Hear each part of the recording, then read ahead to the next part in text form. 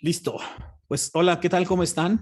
Eh, en esta sesión del día de hoy voy a platicar sobre uno de los indicadores que se ha vuelto el más polémico en años recientes relacionado con las fuentes renovables de energía, que es el costo de la energía o como se conoce en el ámbito técnico, es el costo nivelado de la energía o el levelized cost of energy. Este parámetro que voy a presentar el día de hoy es el indicador, es un indicador de un conjunto de indicadores. O sea, cuando se hacen estudios de evaluación del recurso eólico o de cualquier fuente de energía, en realidad lo que se evalúa es un conjunto de indicadores. Este es uno de ellos. Ya vimos dos y ya saben ustedes calcular dos de ellos. El primero es el de la energía anual producida, que eso es bastante sensato, saber cuánto produce una tecnología. Y el segundo es el factor de planta. El factor de planta, vamos a hacer un poco, otro ejercicio un poco más didáctico, ¿no? Los vamos a estar haciendo para saber cuál es la importancia de este indicador y ahorita lo voy a presentar. El otro, el tercero, en realidad hay un montón, yo voy a presentar solamente desde la perspectiva económica, solo voy a presentar uno porque hay más, que hay tasa interna de retorno, el tiempo de retorno, o sea, hay más indicadores, no los voy a abordar, solo voy a presentar uno, que es el costo nivelado de la energía, que me parece que es uno de los más utilizados. Y porque, bueno, pues todos sabemos, ¿no? Que siempre existe esa, ¿cómo decirlo? Esa polémica, ¿no? Entre si lo que estamos presentando de fuentes renovables de energía, pues efectivamente es lo más barato, ¿no? O no. Entonces, este es un indicador. Como todos los indicadores, pues lo que voy a hacer ahora es combinar dos mundos. El primer mundo es el mundo técnico, que es el técnico desde una perspectiva de la energía ingenieril, ¿no? O sea, selecciono una tecnología, le pongo el recurso eólico y entonces veo cuánto esto me va a producir.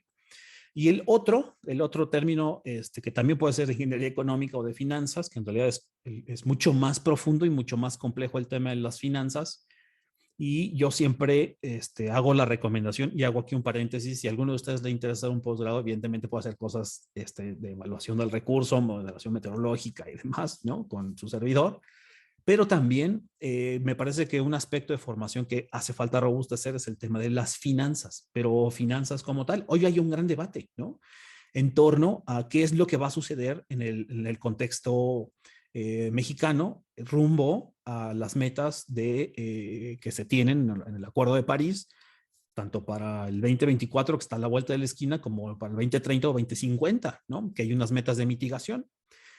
México tiene firmados ya algunos acuerdos en ese sentido y todo el discurso tiene dos grandes polos. Un polo técnico, ¿no? Que está orientado a la mitigación de gases de efecto invernadero, que bueno, nosotros a través de estas técnicas, que bueno, tal vez creo que me faltaría nada más hacer un cálculo de cómo incluir la mitigación en estos temas. Lo voy a considerar, a ver si lo puedo incluir en algún ejercicio porque es relativamente sencillo. Y el segundo está cargado, aparte del tema de mitigación, orientado, ¿no? en este discurso de cambio climático y en el cambio de transición energética. El otro está en el tema de las finanzas, ¿no? Está viendo. Ok. Entonces decía que ahora el argumento está en dos contextos. El primer gran contexto está orientado a cambio climático, mitigación de gases de efecto invernadero, transición energética. El segundo es totalmente un tema comercial y de finanzas, ¿no? La cadena de suministros, el desarrollo económico y demás. Hay un punto en el debate que la realidad es que, haciendo un comentario y tomando un par de minutos más, porque me parece que hace falta comentarlo, este, la cuestión de generación eléctrica y de transición energética que se está planteando hoy es regresar a un paradigma monopólica gubernamental que son muy comunes en todo el mundo. El gran tema, me parece, es que sí, y todo el mundo dice, bueno, es que con eso vamos a alcanzar las metas de mitigación.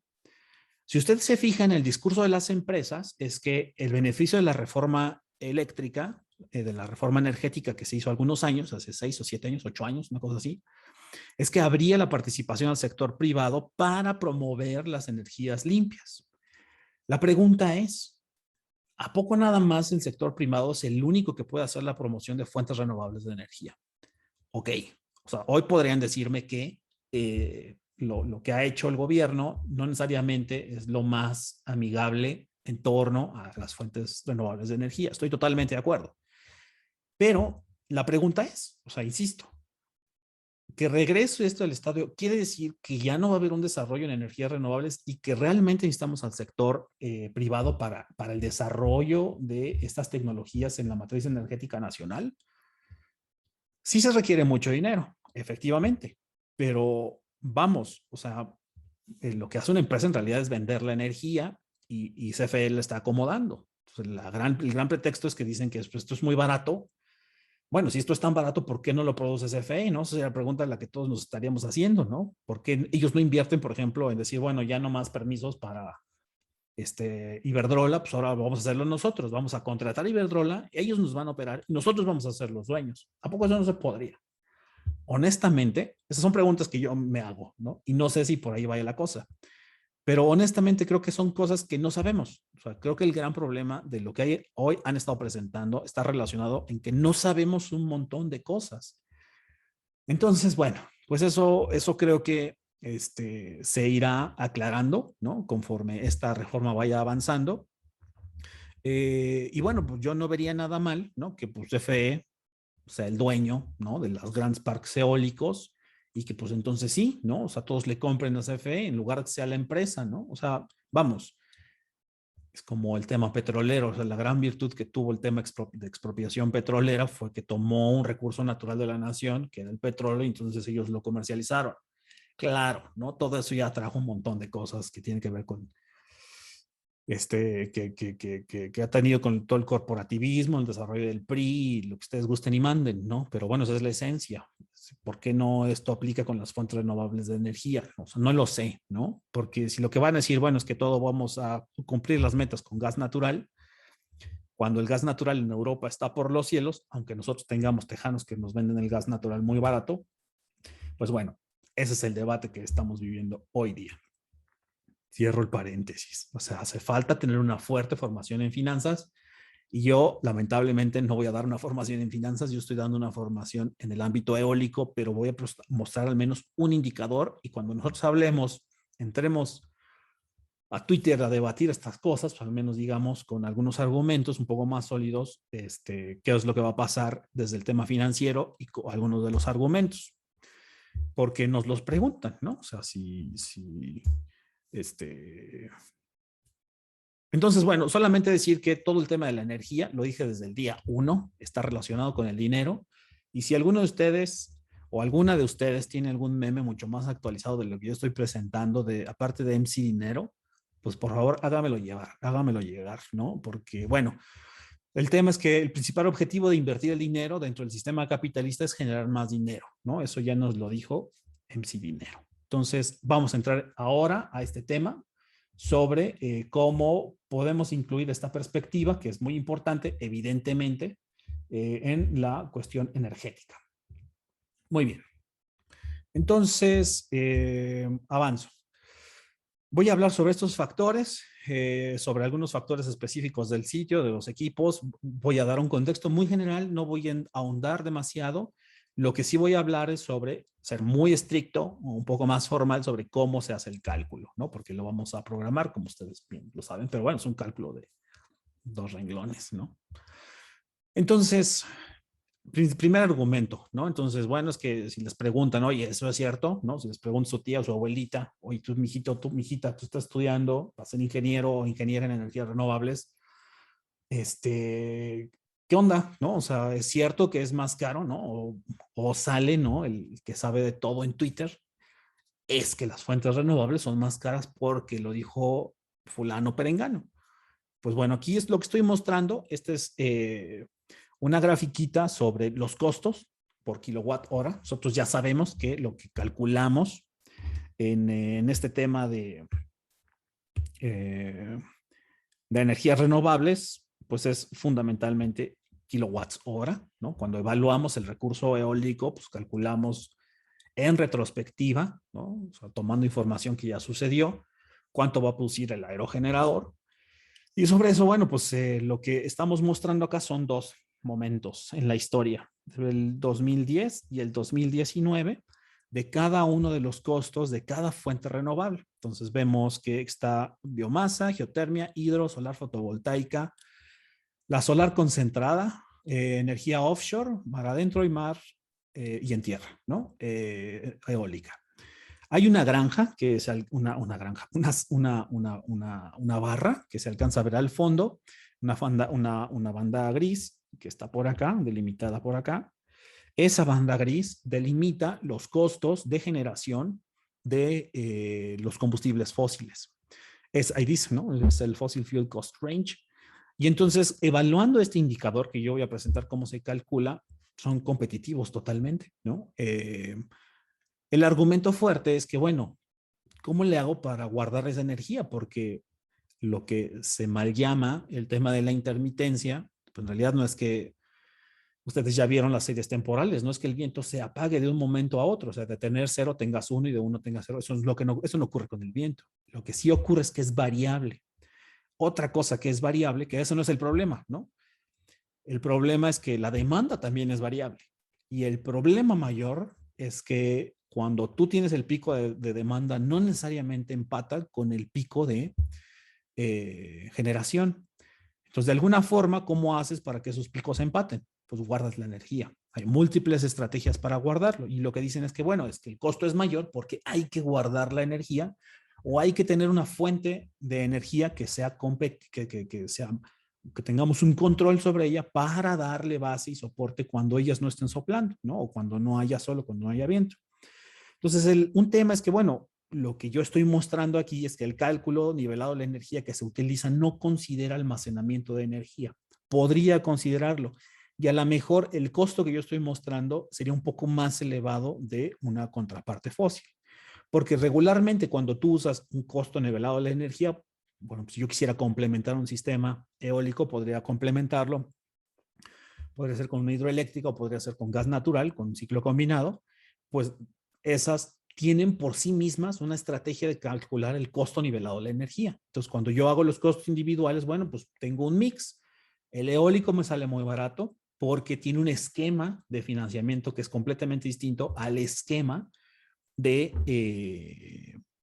las centrales de combustibles fósiles, porque resulta que es mucho más barato, aparte de que, bueno, yo no incluyo aquí el tema del dimensionamiento, o bueno, del tema de almacenamiento, perdón, es más barato en términos de salud, porque no estoy, bueno, hay dos cosas, ¿no? En términos de cambio climático, porque me va a salir más caro hacer y meterle al modelo dineros orientados al adaptarme a cambio climático, eso va a ser mucho más costoso, por un lado. Y por otro lado, eh, eh, cuestiones de salud, ¿no? Entonces, es evidente y lo que se ha visto es que en cuestiones de uso de combustibles fósiles, las regiones que están alrededor de las plantas en donde se utilizan estos combustibles, pues las personas tienen mayores padecimientos en cuestiones de salud. Y entonces eso es un gasto indirecto, si lo queremos ver así,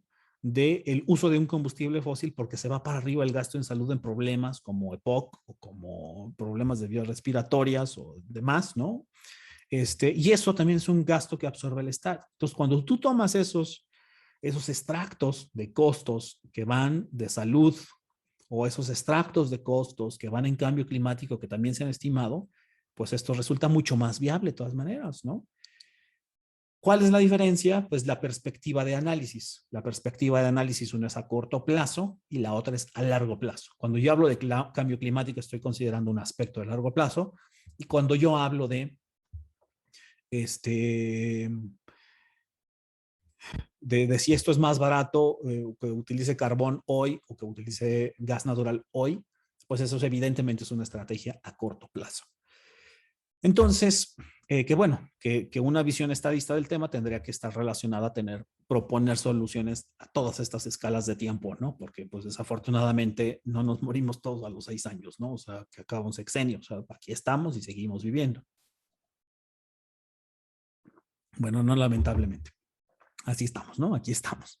Muy bien, entonces, pues lo que quiere decir es que hoy desde esta perspectiva, un combustible fósil podría estar en un rango que va desde unos 5 o 6 centavos de dólar hasta un poco menos de 20 centavos de dólar el kilowatt hora generado. Ese es el rango. Cuando, pues lo que hemos visto es que incluso offshore, que en 2010 tenía costos de generación que iban a 16 centavos y hoy han bajado a 11 centavos de dólar. Onshore, que ha bajado de 8 centavos de dólar a 5 centavos de dólar, que eso está muy barato, ¿no? Y cuando el solar fotovoltaico tuvo un brinco también, ¿no? Desde 2010, que eran 37 centavos de dólares, pero esos son los umbrales, ¿no? O sea, estamos hablando de que un proyecto para que sea económicamente viable tiene que estar entre los 5 y los 20 centavos de dólar, más o menos, ¿no? Y esos son los costos que son los que estamos viendo aquí. Muy bien. Entonces, bueno, ¿cómo le hacemos para llegar a estos costos? Lo que hace o lo que hacemos en el ámbito eólico, pues es tomar, consideramos algunos costos relacionados. Cuando hablo de costos, esto es dinero que yo saco de mi bolsa, ¿no? Eso es un costo. Los costos que están relacionados a comprar la tecnología y a que esté operando y manteniéndola por el tiempo que en principio es lo que dura la tecnología. Esos son los costos, lo que yo desembolso para comprar y lo que yo desembolso para que todo siga moviéndose, ¿no? Que a alguien se le ocurre cuáles son los costos que yo tendría, tendría yo que hacer para poner el aerogenerador. Uno de ellos es comprar los aerogeneradores. ¿Qué otros costos creen que estén iniciados antes de que opere la granja eólica? Pues muchas veces se tienen que hacer estudios de factibilidad de, pues, todo, o sea, de si está bien el terreno, si hay buen recurso y así. Así es, impactos ambientales, los permisos, a quién se le van a rentar. Sí, gracias, María. Los impactos ambientales, los estudios de prefactibilidad técnica, cableado, si hay que hacer adecuaciones y demás y demás. ¿Y cuáles serían los posteriores? Que estarían orientados a la operación y mantenimiento de la granja eólica.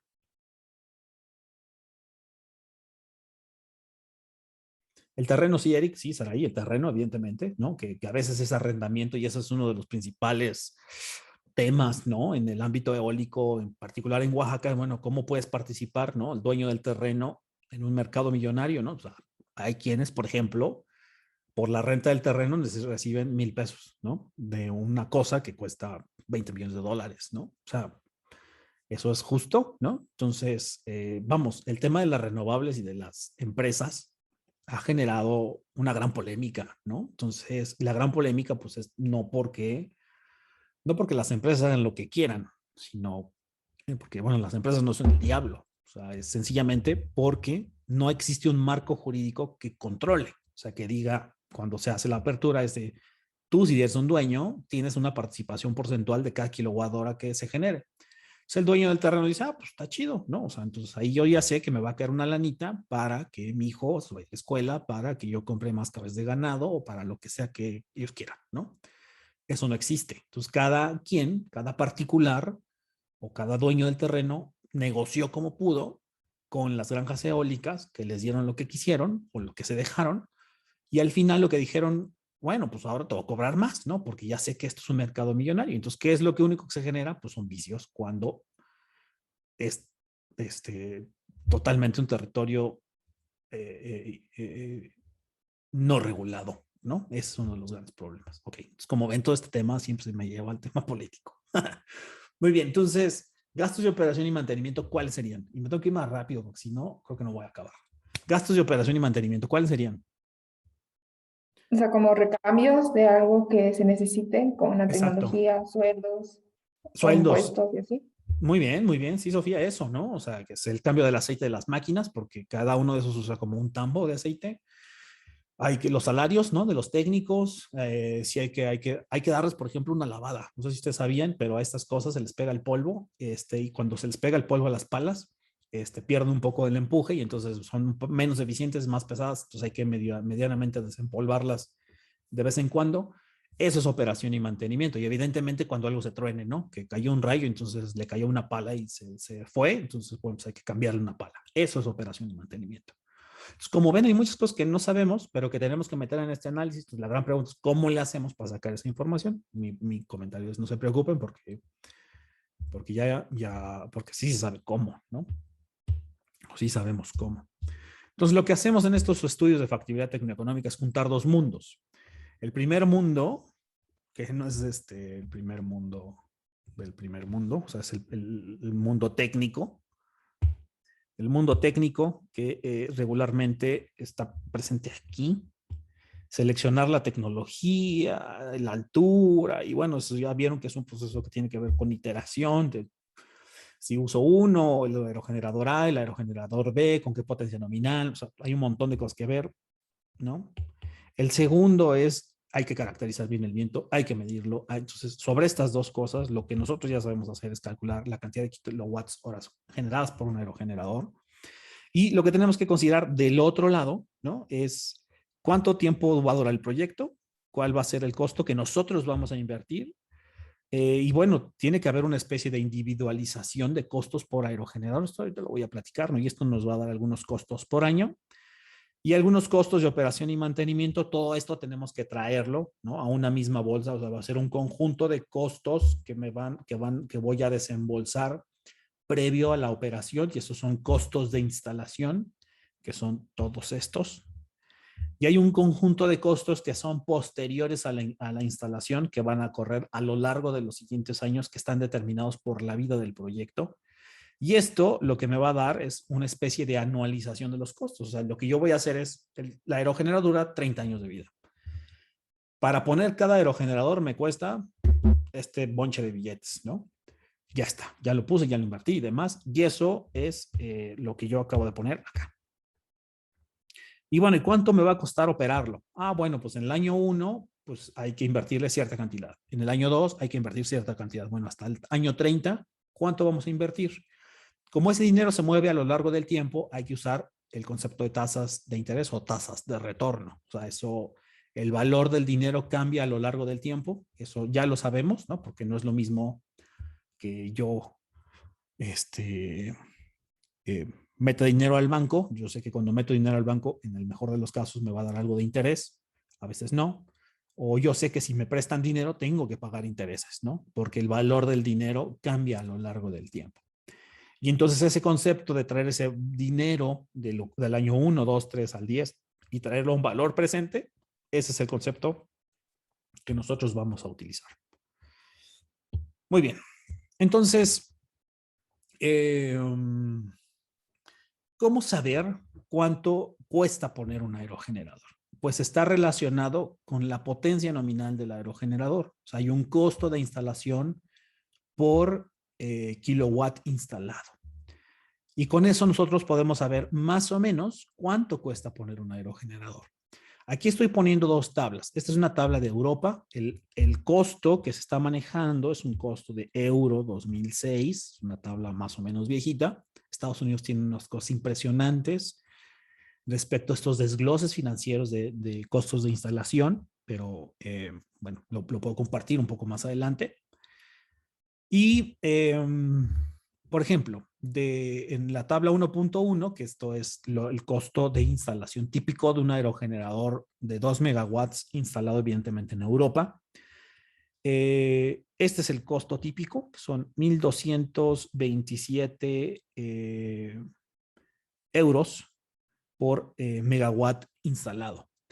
Y se divide en lo siguiente, que esto es el aerogenerador, es el 75%, 75.6%. La interconexión a la red, que es el 8.9% en promedio, ¿no? O sea, lo que es cómo llegaron estos números, pues bueno, lo que hacen es analizar el histórico de todos los aerogeneradores que se pusieron, supongo que en el 2005, y sobre eso se hace la estadística. Se pusieron 100 aerogeneradores. ¿Cuánto costó la turbina en promedio? Ah, pues esto. ¿Cuánto costó la interconexión a la red? Y entonces se hace un desglose porcentual de todo lo que sucedió para darse una idea de cuánto costaría en los siguientes. Estas tablas regularmente están por regiones. Podríamos encontrar tablas En México no hay, ¿no? Pero sí las hay, por ejemplo, en Estados Unidos, o sí hay las europeas, o incluso por país, ¿no? ¿Cuánto cuesta por país instalar la tecnología? Y sobre eso uno se da una idea de cuánto cuesta poner un aerogenerador.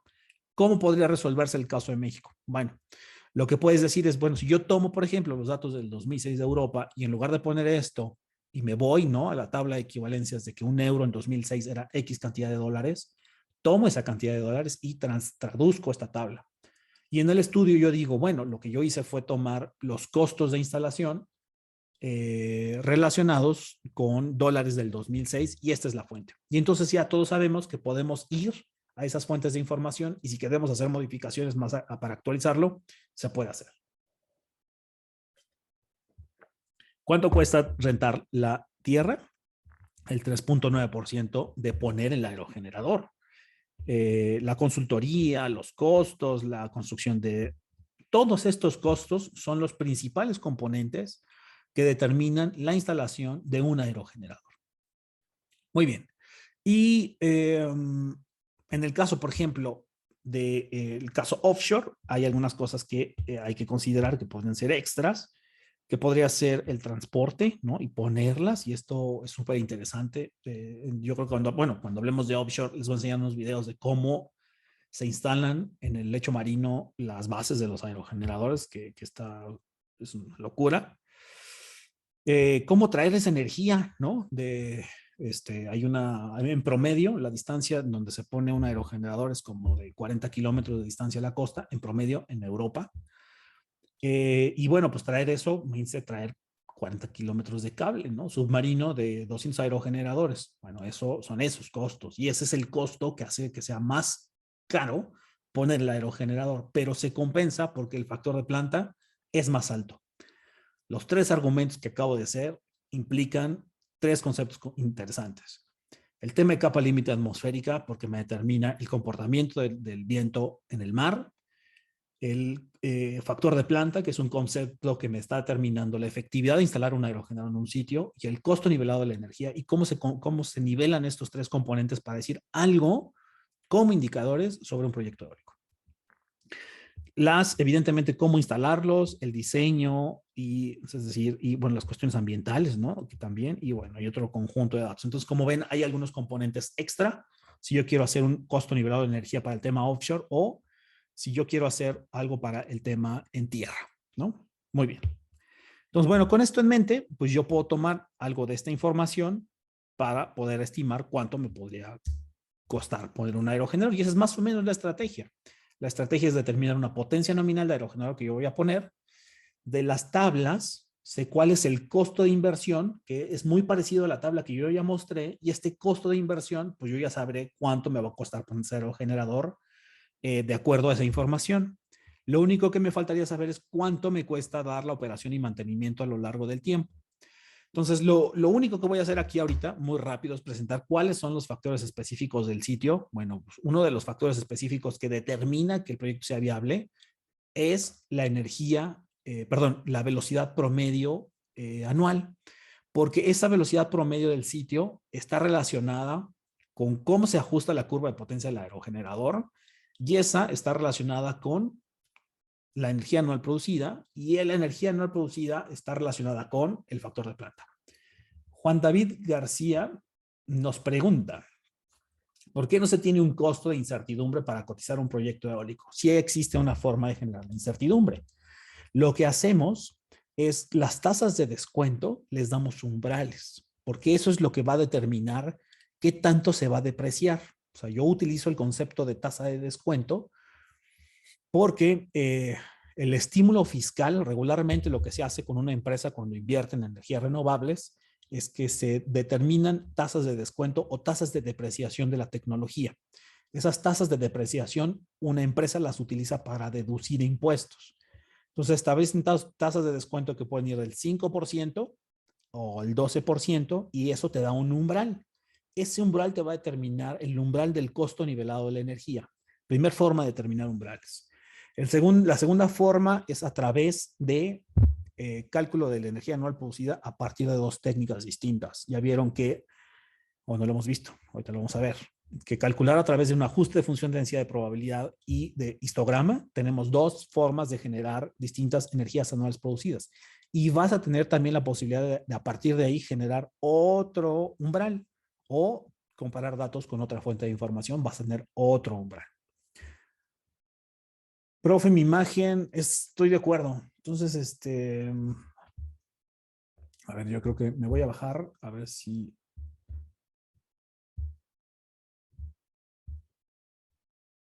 Vamos a ver si ahí no estorbo. Ahí se ve mejor, ¿no? Sí, Perfecto. Perfecto. Muy bien. Entonces, ya está.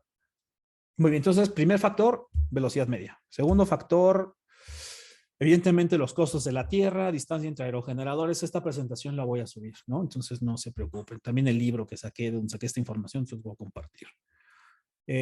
Altura de aerogeneradores, mientras más altura hay mayores velocidades, etcétera. Entonces, creo que también, o sea, lo que sea que haga, voy a estorbar. Espero.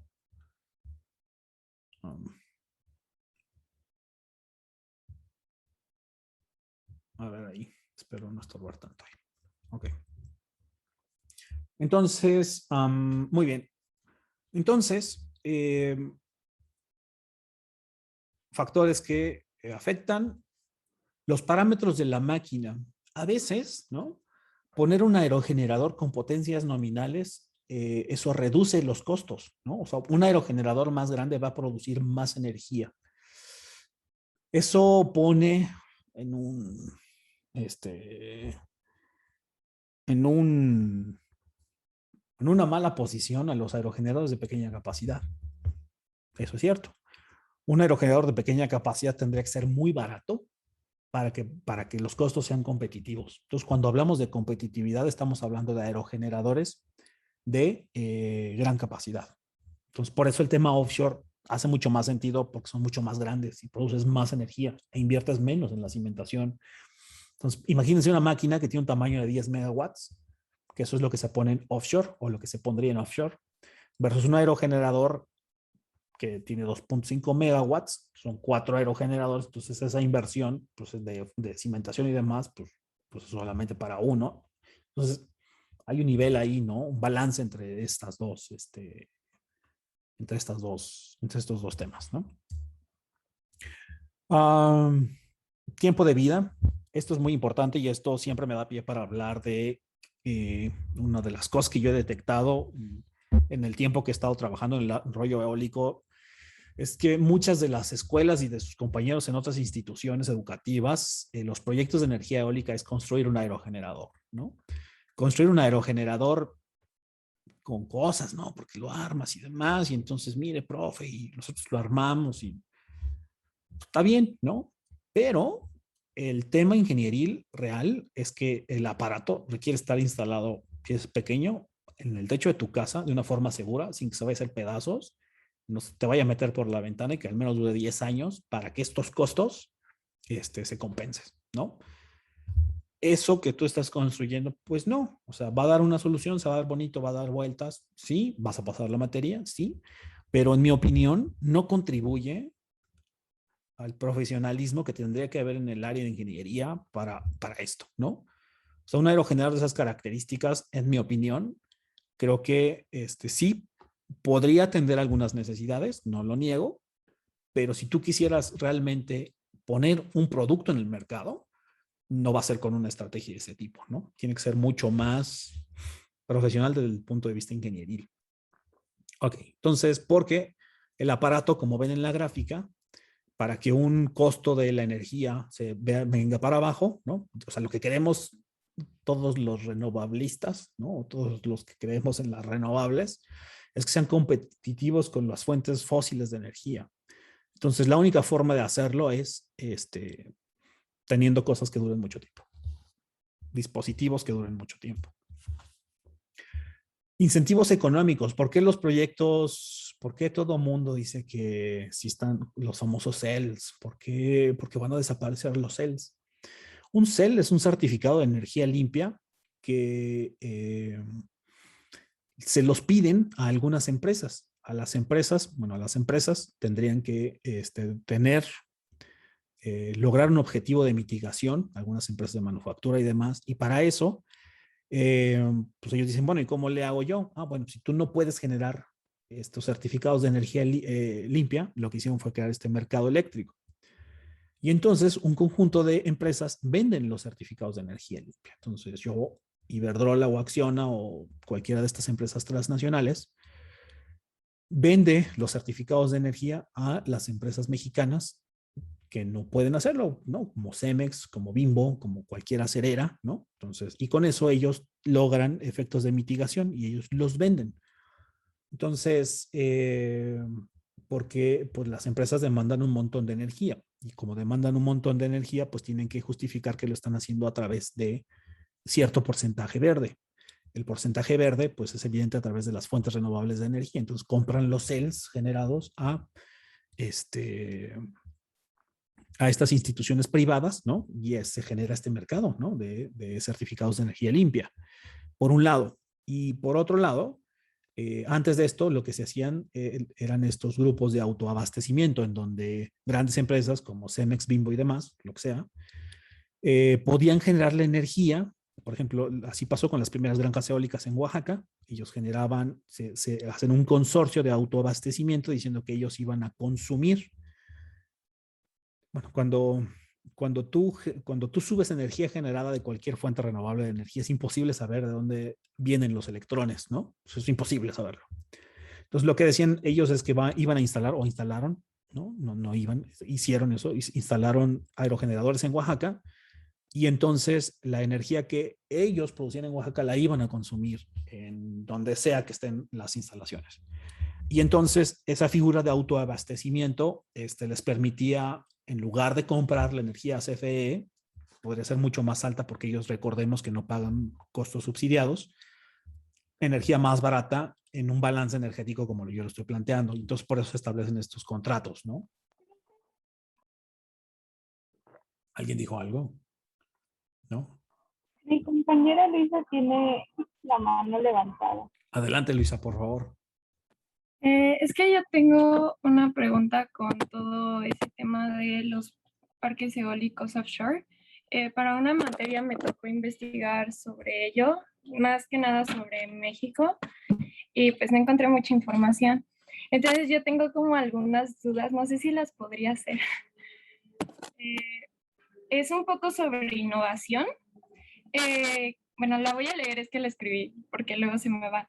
Es que quiero saber si se pueden utilizar los conocimientos de las estructuras de las plantas petroleras para así utilizarlas en las plantas offshore, porque lo que yo investigué es muy caro producir una planta offshore, más que nada aquí en México, porque si la tuviéramos que producir, bueno, según yo no se puede producir aún, sino nosotros tendríamos que comprarle a otros lugares como las estructuras y todo eso, y tengo que entendido sale muy caro que las transporten hasta acá y eso. Y también quería saber si se ha utilizado como hoy en día la ingeniería inversa para la producción de estas plantas aquí en México, ¿qué se tiene planeado? Ok, primer pregunta, ¿dónde buscar información de energía eólica? Pues buscar la tesis de Diego Canul de maestría. Ahí él hace una evaluación detecta zonas potenciales para producción offshore eólica en México. Cruza varias cuestiones técnicas. Podríamos decirle a Diego que nos platique, pero si estás interesada, busca la tesis. Hay un paper que acabamos de mandar. Te lo comparta Diego, te lo comparto yo.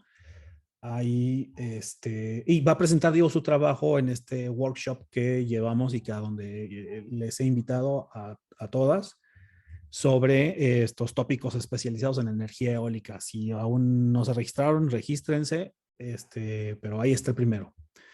La segunda pregunta es sobre si hay que importar los soportes. No, o sea, la gran ventaja que tiene el tema offshore es que hereda un montón de conocimiento de la industria petrolera.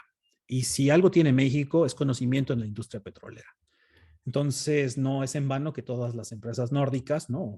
Que tienen instalaciones petroleras en aquellas regiones, pues sean las pioneras, ¿no? En poner aerogeneradores offshore, porque ya sabían poner grandes instalaciones en el mar. Es la misma estrategia. Hay un conjunto de fuerzas que son totalmente distintas. Los esfuerzos en los que se somete un aerogenerador son distintos a las que se somete una planta de extracción petrolera. Entonces, ¿hay que importar las estructuras? No. ¿Hay el conocimiento en México? Sí, claro, sí se puede. O sea, Pemex lo ha dicho históricamente, ¿no? O sea, potencial México podría ser en América un pionero en estos temas, ¿no? De energías offshore, porque conoce el tema de la cimentación, conoce un montón de cosas en las cuestiones de instalación, y pues México tradicionalmente tenemos acero, ¿no? O sea, todas esas cosas se pueden hacer. Lo que vería yo más complicado es el aerogenerador, pero pues no hay aerogeneradores mexicanos, ¿no? O sea, aerogeneradores mexicanos se podrían instalar, se pueden comprar, se instalan y tan, ¿no? ¿Existe la tecnología? Sí, sí existe. Una de las cosas que está explorando Diego es, bueno, pues al parecer el aerogenerador que se instala en Oaxaca está sometido a unos esfuerzos mayores versus lo que ocurre cuando pasa un ciclón tropical. Eso quiere decir bueno, pues en principio podría ponerse un aerogenerador se podría poner un aerogenerador en el mar y echarle la bendición con la esperanza de que va a salir bien liberado. Creo que contesté las dos cosas. Si me faltó alguna, te escucho. No, sí, sí. También tengo otra pregunta. Es que, bueno, no sé si ya se tiene un proyecto a futuro o si ya lo mencionó ahorita, porque cuando investigué no encontré como ninguno, solamente encontré un proyecto ¿cómo se llama? En el Golfo de México, pero pertenecía a Estados Unidos. Y pues sí, que también quería saber eso. Les voy a compartir un mapa en su momento de dónde está todo instalado en México, bueno, en América, ¿no? Hay un mapa que están todas las instalaciones offshore del mundo. Si lo quieres antes, te lo comparto, ¿no? Mándame un correo y te lo comparto, se los comparto a las personas interesadas. Y proyectos en México no hay, ¿no? O sea, a inicios de este sexenio, a mí me invitaron a algunas reuniones a CONACYT para explorar la posibilidad de energía eólica offshore, con estos resultados que ya tenía Diego, y al final no floreció, ¿no? O sea, siempre ha existido esa posibilidad, había el interés por parte de un sector en CONACYT, y desafortunadamente no ha florecido, ¿no? Pero es muy interesante, échale un ojo al trabajo de Diego, platica con Diego, ¿no? Y pues si no, entra al taller, que también va a estar bueno, porque sí tenemos ya algo ya avanzado, ¿no? En el tema. Incluso tuvimos una colaboración con la Universidad de Reading, con otra estudiante que hizo una evaluación de zonas de riesgo por el tema de ciclones tropicales, ¿no? Entonces, y bueno, eso ha derivado a algunas investigaciones más que está trabajando Diego. Entonces, el tema offshore, puedes platicarlo con el experto Diego Canol sin problema, ¿no? Ok, muchas gracias. Muy bien. Muy bien. Entonces, sigo. Incentivos económicos. Estímulos fiscales. Ya dije que se deprecia la tecnología y eso es un beneficio. Los certificados de energía limpia y la deducción de impuestos. En términos generales, creo que lo alcancé a explicar y vamos a darle. Entonces, bueno, esos son, digamos, los parámetros.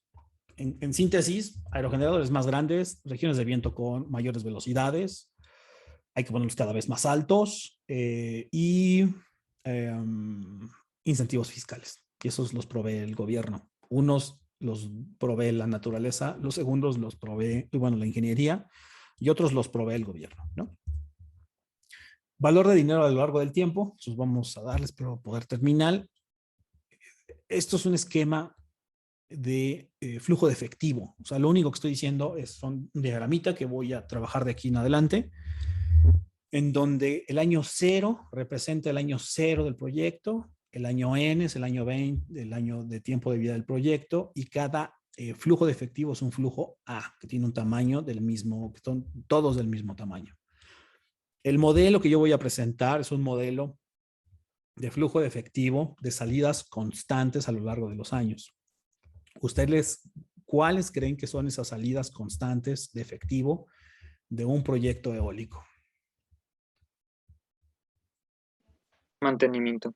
Operación y mantenimiento, exactamente, ¿no? Entonces, en el proyecto eólico va a durar 20 años, cada paso de tiempo, 0, 1, 2, 3, 4 va a terminar el año. El A, operación y mantenimiento, va a tener siempre el mismo tamaño, eso quiere decir que estos costos siempre van a ser iguales. El modelo puede ser perfectible, sí. Este es el más sencillo, el que estoy compartiendo, pero siempre se puede modificar. Eso es la ventaja, pero este es el más sencillo. Y el costo inicial, pues siempre va a ser un vector muy grande. Entonces, la pregunta, o lo que vamos a mostrarles ahorita, les voy a mostrar es cómo traer ese flujo de efectivo de valores A constantes a lo largo del tiempo a un valor presente para que sea comparable con la inversión inicial, que es el año 0, que es lo que me costó poner el aerogenerador, echarlo todo a la misma bolsa de dinero, y luego eso dividirlo entre la energía que me produce el aerogenerador por los 30 años. Esa es la primera forma. O dividir esa bolsa de dinero entre el tiempo de vida de proyecto, que son los 20 años, para tener un valor anualizado, y dividirlo entre el costo de la energía anual producida. Son las dos estrategias, en realidad es lo mismo, ¿no? Nomás es todo el dinero del proyecto en un año 0, en la misma bolsa, y lo comparo con la energía. Para que tengan la misma escala, es los 20 años, si estoy haciendo un análisis a 20 años, pues multiplico la energía anual producida por los 20 años, o divido la bolsa completa entre un año para que tener nada más corresponda a la energía anual producida. ¿Cómo puedo traer este valor presente? Pues bueno, es esta expresión. O sea, un valor presente que se da a un año n, para traerlo a un valor presente, utilizo esa expresión. Es decir, para un año 1, se eleva a la potencia. Para un año 2, traer este valor en específico al año 0. Aquí tengo esto. Entonces, este valor corresponde a traer este valor del año 1 al año 0. El segundo valor corresponde, que bueno, lo que están cambiando, como ustedes bien observan, son los exponentes. Es traer el valor del año 2 a el año 0 y así sucesivamente. Traerlo del valor del año n es traer hasta este valor, y entonces que todo sea comparable en el año 0. Eso es lo que estoy haciendo, ¿no? Evidentemente, si yo quiero, ¿qué es lo que tengo que hacer? Pues es sumarlos. Esto es los términos que yo tengo. Estos son los términos que yo tengo. Y estos términos, lo que voy a hacer es reescribirlos en una serie. O sea, lo que hago es factorizar A y 1 entre I. Lo demás lo dejo en términos de una serie. Y esta serie, por favor, créanme que se puede reescribir de esta forma. ¿Ok? Entonces, el valor presente neto de un flujo de efectivo que tiene un valor A y te lo quieres traer al año 1, esto es lo que hay que hacer, ¿no? Un ejercicio muy sencillito, muy, muy sencillito. Entonces, esta es la expresión, ¿no? No hay más expresiones. Lo que voy a hacer es que tengo una turbina eólica que produce esta cantidad de energía en kilowatts hora en un año. La energía generada la voy a vender con una utilidad de 5 centavos de dólar por kilowatt. Y voy a considerar una tasa de descuento del 5%. La tasa de descuento es lo que me va a determinar la depreciación de esta tecnología a lo largo del tiempo, que es la I que estoy mostrando. ¿Ok? Esa es la tasa de descuento. Lo que me dice, bueno, pues calcula el valor presente de la energía generada por turbina. Bueno, pues es por la turbina, nada más es una, en un tiempo de vida de 20 años. Entonces,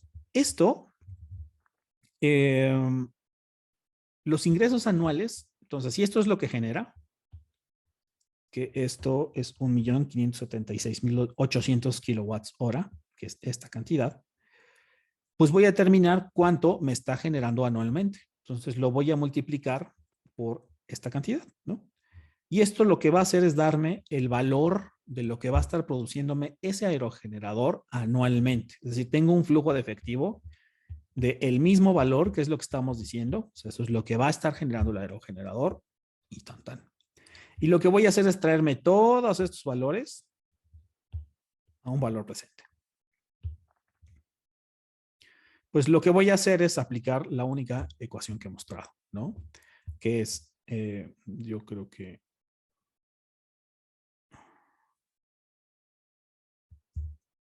Sí. Pues es nada más, es el valor, vamos a recordarla, que está por acá atrás, que es esta. O sea, lo que voy a hacer es meter el valor del flujo, que es constante, que es esa A, y el otro parámetro que tengo que considerar es N, que es el tiempo de vida, que es los años que estoy evaluando el proyecto, e I, que es la tasa de interés o de tasa de descuento. Entonces, regresando a mi ejemplo, ya una vez que hice un poco de memoria, esto es A, que esto es el valor del flujo, estos son los 20 años y esta es la tasa de descuento. Y entonces lo que hago es traer todo ese flujo de efectivo a un valor presente. Y es esto. Entonces, como ven, es un cálculo muy sencillo. Lo único que yo necesito determinar es el tamaño del flujo de efectivo que voy a traer al valor presente, el número de años del proyecto y la tasa de interés. ¿Quién determina las tasas de intereses? Nosotros, o el problema regularmente lo determina. ¿Quién determina el valor de años que dura el proyecto?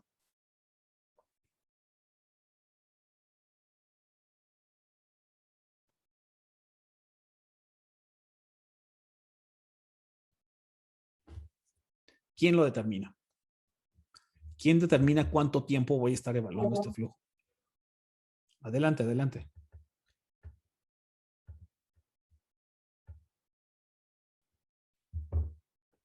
El tiempo de vida del aerogenerador. Muchas gracias, Enrique. Totalmente de acuerdo. ¿Y quién va a determinar este valor del flujo de efectivo? Pues como voy a hacer un análisis de costos, pues va a ser la operación y mantenimiento. Eso es lo que va a determinar. Muy bien. Aquí tengo otro ejemplito. Este ejemplito no lo voy a ilustrar.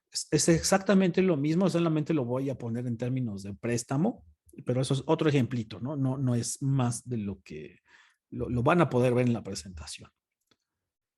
Entonces, para el costo de la energía, lo que voy a utilizar es esta expresión.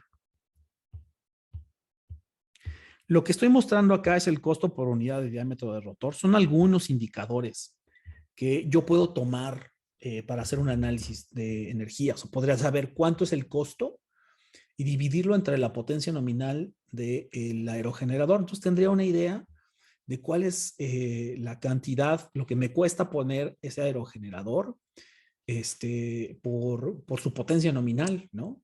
Y ver si me conviene poner aerogeneradores más grandes o más pequeños.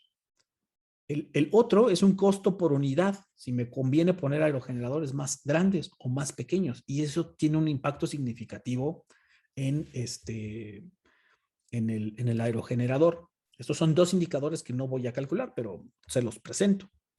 El tercero, que es el costo nivelado de la energía, que es el LCOE, que ese es el que estoy presentando ahorita, cómo se calcula, que es el costo del kilowatt hora por entre toda la inversión. Entonces son dos componentes. Un componente asociado al costo, que es que aquí está presentado como el costo anual. O sea, lo que hicieron fue anualizarlo, o sea, dividirlo entre el número de años el costo, porque si ustedes se fijan, todo el flujo de efectivo lo traje a valor presente y eso lo, ¿Ya entró Sofía? Sí, ¿o no?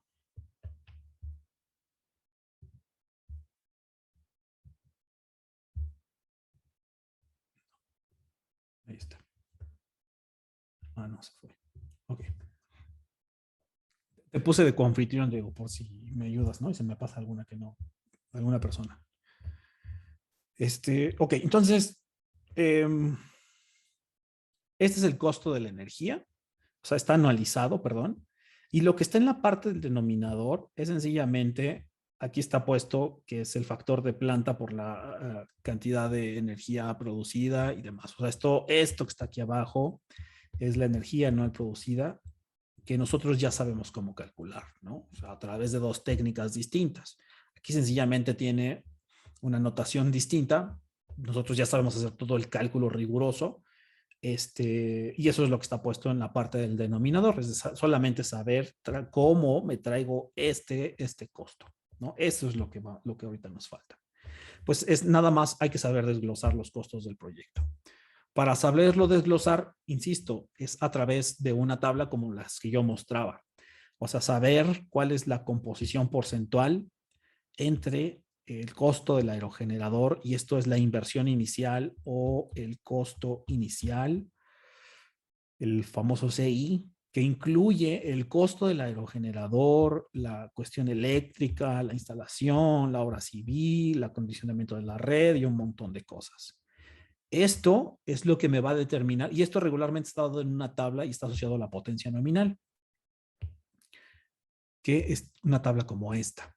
Entonces, por ejemplo, lo que dice acá es que si yo quiero poner un aerogenerador de 250 kilowatts o mayor, los costos de instalación están distribuidos entre 700 y $1,000 por kilowatt instalado.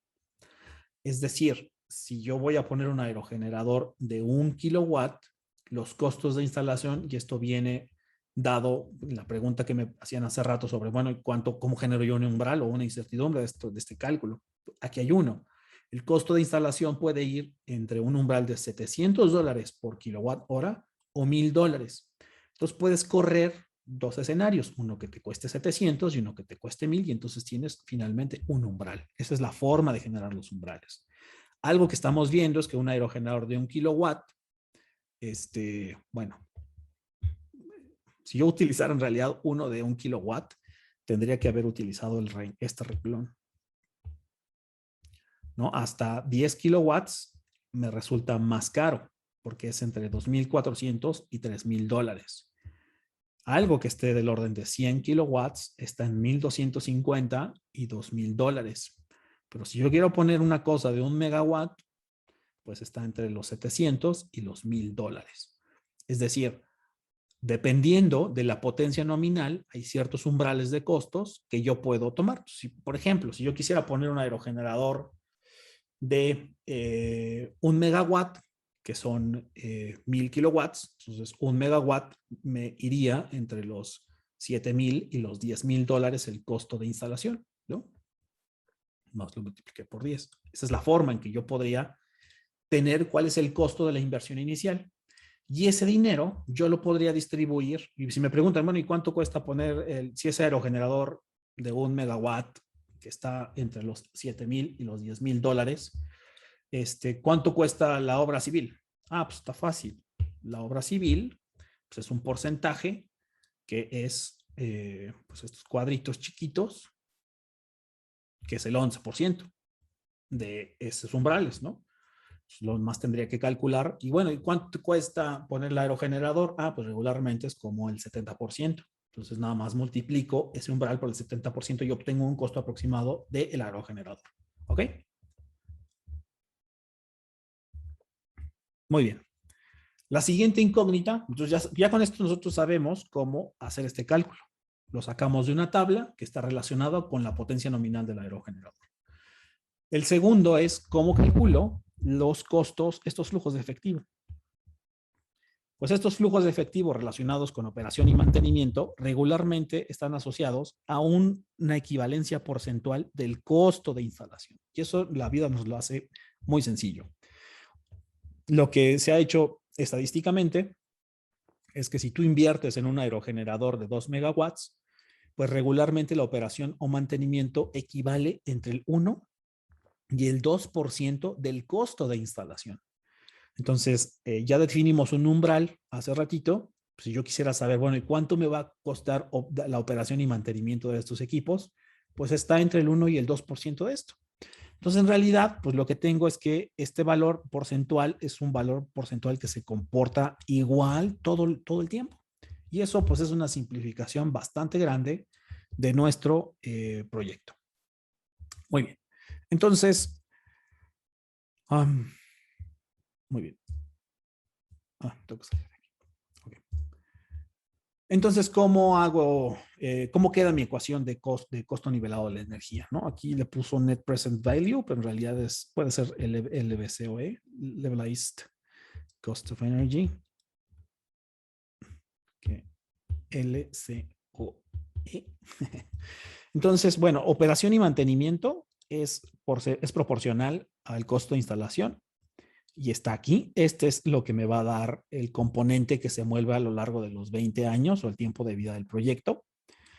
Y pues hay un costo que está en el valor 1, ¿no? En el año 0. Ese no se trae a ningún valor presente neto. O sea, hay un costo inicial que está aquí y luego están los de operación y mantenimiento, que son más chiquitos.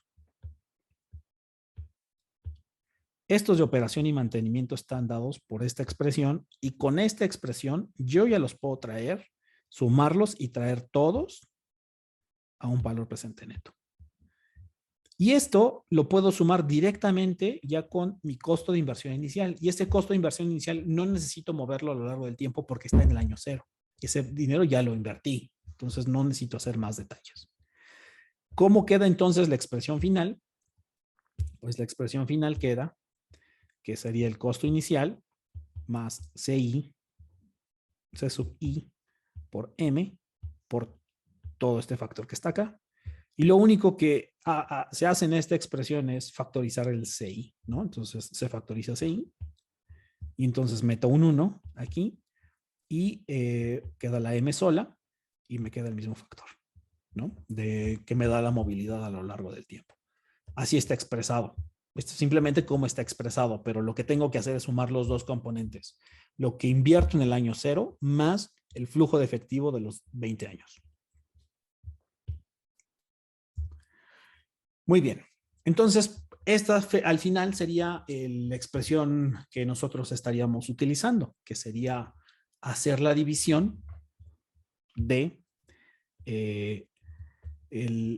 la cantidad de, bueno, el costo, ¿no? El costo estaría dado por esta expresión y lo vamos a dividir entre los, bueno, entonces está por número de horas, ¿no? Y por N, o sea, está dividiéndolo, pero lo que está dividiendo es en realidad la cantidad de energía, ¿no? Entre el valor presente neto, o sea, lo que hice fue traerlo al valor presente neto, traje el flujo de efectivo de operación y mantenimiento al valor 1, al año 0, perdón, lo sumé con la inversión del año 0 y eso lo voy a dividir, que todo eso son dólares o las unidades monetarias que estemos usando, y lo voy a dividir entre la energía. Eso es lo que voy a hacer. Y pues bueno, aquí va un ejemplo. Entonces, un aerogenerador tiene 600 kilowatts de potencia nominal y cuesta esto, $5,500, ¿no? Supongo que son dólares. Otros costos asociados del aerogenerador, el resto, ¿no? O sea, operación, mantenimiento y demás, es el 30% del costo del aerogenerador. Este aerogenerador tiene una vida útil de 20 años.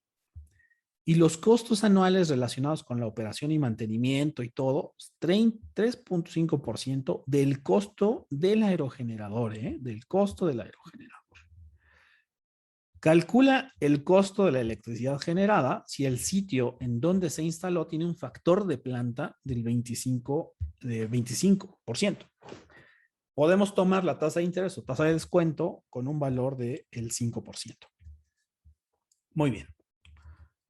Entonces, esto habría que anotarlo por ahí, lo guardamos y lo voy a resolver. Entonces, yo creo que lo que voy a hacer es ir brincando entre una y la otra hasta que tengamos claro qué es. El costo de instalación, lo que me está diciendo es que es lo que cuesta el aerogenerador más un 30%. Y eso me va a dar un extra, que eso es lo que sería relacionado con la instalación inicial. O sea, no nada más considera la instalación del aerogenerador, hay que instalar un 30% más. Ese 30% más son estos 550,000 más 165,000.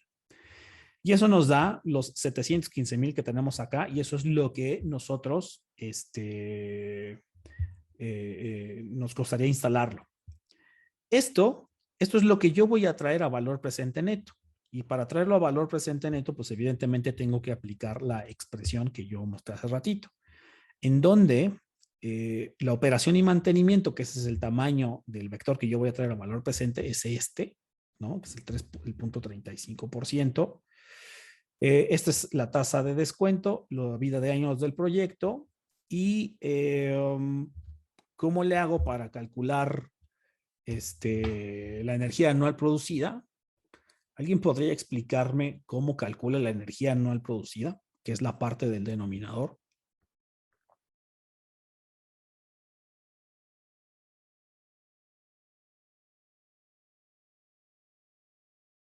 ¿Qué es 600? Ese 600 que está ahí abajo, ¿qué es?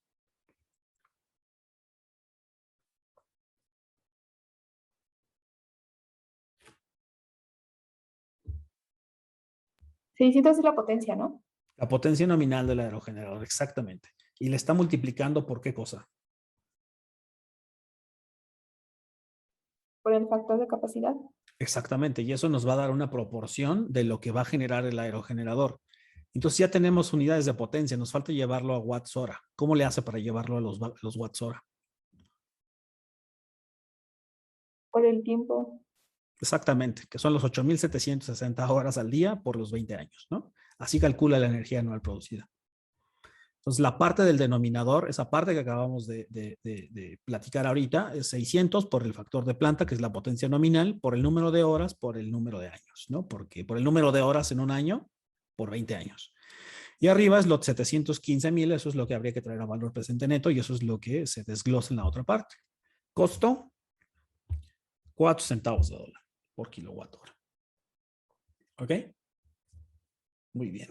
Pues con esto ustedes ya saben calcular costo nivelado de la energía. O sea, es un modelo que, como ustedes ven, no incluye como cuestiones de almacenamiento, lo podría yo incluir, porque entonces yo tendría que meter al flujo de efectivo de operación y mantenimiento un valor equivalente a el almacenamiento, que puede ser el recambio de las baterías, o al costo de instalación tendría que incluir las baterías o cualquier sistema de respaldo que ustedes gusten. Algo que también habría que modificar en este modelo es que un aerogenerador no produce la misma energía todo el año. Hay variabilidad interanual propia de la naturaleza. Y también otra cosa que podríamos mejorar del modelo es que el aerogenerador disminuye su producción a lo largo del tiempo porque la máquina se va haciendo menos eficiente, porque se va desgastando. Y también lo podríamos incluir en este modelo. Es decir, este modelo es perfectible, pero es el primer modelo que te dice, bueno, es el espíritu del Levelized Cost of Energy, que es este valor de C, es ese valor. Es este indicador que nos va a relacionar con el factor de planta y que nos va a relacionar con la energía no producida, que entre ellos tres nos dan un indicador muy interesante de cómo se comporta la tecnología, porque ya involucra cuestiones de costos a lo largo del tiempo y de inversión inicial. Muy bien. Ya. El siguiente ejemplo. Déjenme ver. Aquí está. El siguiente ejemplo es lo que están preguntando es que si tengo un factor de planta, ¿no? O qué factor tendría el factor de planta. Si lo que me están determinando es que una compañía tendría, o sea, que ahora me están fijando un costo de 3 centavos de dólar. Y lo que preguntan es, bueno, ¿cuánto tendría que valer el factor de planta para alcanzar ese costo? Entonces, si ustedes se fijan, el término del factor de planta es un término importante porque puede determinar, como es un parámetro que te dice la eficacia de la tecnología para operar en el sitio, pues bueno, es un parámetro que habría que incluir, ¿no? Que habría que incluir en estos estudios de factibilidad. Y entonces, si tú cambias, por ejemplo, podrías tener una relación entre factores de planta y costos, que es un tema muy, muy habitual en el tema de de la evaluación de las tecnologías, porque el factor de planta de por sí te está diciendo qué tan efectiva es esta tecnología en el sitio. Entonces, lo único que está preguntando ahí es, bueno, vamos a suponer que una empresa te lo quiere comprar, si yo te puedo pagar esto, ¿no? Entonces tú tienes un montón de dinero y un montón de granjas eólicas. Bueno, si a esto te cuesta a ti poner el aerogenerador, ¿cuál de los sitios donde esta tecnología tenga el factor de planta más alto? Pues hago la cuenta. Lo único que hago es, bueno, este es el precio fijo. Voy a determinar ahora qué onda con el factor de planta y voy a calcularlo, lo voy a despejar.